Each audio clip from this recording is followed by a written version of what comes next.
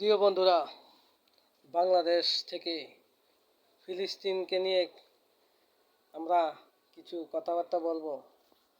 Israel ফিলিস্তিন এমন একটি দেশ যারা মুসলিম বিশ্বকে তাক লাগিয়ে দিয়েছে। ইসরায়েল সারা বিশ্বকে তাক লাগিয়ে দিয়ে ফিলিস্তিনের মুসলিমদের উপর মর্মান্তিক হামলা চালাচ্ছে, বোমা হামলা, গুলি, নির্বিচারে মানুষ হত্যা করতেছে।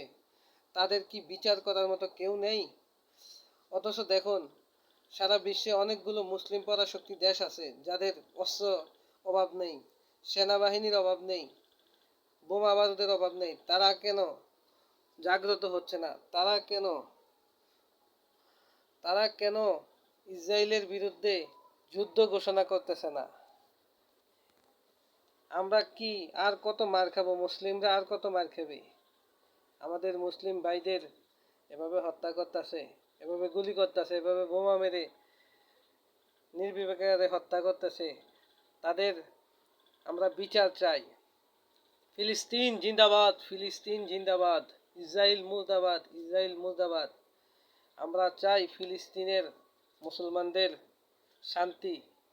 তাই আগামী 12 তারিখ ঢাকা শহরে যে ফিলিস্তিনের সম্বন্ধে মিছিল অনুষ্ঠিত হবে, সেই মিছিলে আশা করি সারা বাংলাদেশ থেকে অনেক লোকজন সমাগম হবেন এবং ফিলিস্তিনের পাশে দাঁড়াবেন। আমরা বাংলাদেশ থেকে হয়তো যুদ্ধ করতে পারবো না, আমরা এই মিছিলে, এই সমাবেশে একত্রিত হয়ে বাংলাদেশ থেকে ফিলিস্তিনের পক্ষে যুদ্ধ ঘোষণা করব এবং ইসরায়েলের প্রতি আমরা নিন্দা জানাবো।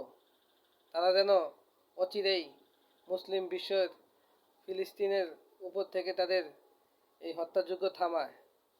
তা না হলে আমরা আহ্বান করব মুসলিম বিশ্বগুলোকে, অন্যান্য মুসলিম কান্ট্রিগুলোকে আহ্বান করব ইসরায়েলকে, যেভাবে হোক ইসরায়েলকে যাতে থামাতে তারা চেষ্টা করে। তা না হলে ভবিষ্যতে অন্যান্য মুসলিম বিশ্বের দেশগুলো এই ইসরায়েল হাতে মার খাবে।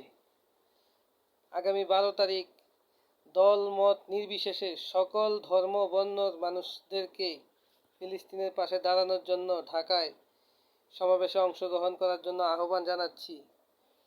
আমাদের মুসলিম সুন্নি ওয়াহাবি বুঝি না, কোনো মাযহাব বুঝি না, কোনো তরিকা বুঝি না, সবাই একসাথে একই প্ল্যাটফর্মে আমরা মুসলমান এবং অন্য মুসলমান ভাইদের পাশে দাঁড়ানোর জন্য আহ্বান জানাচ্ছি।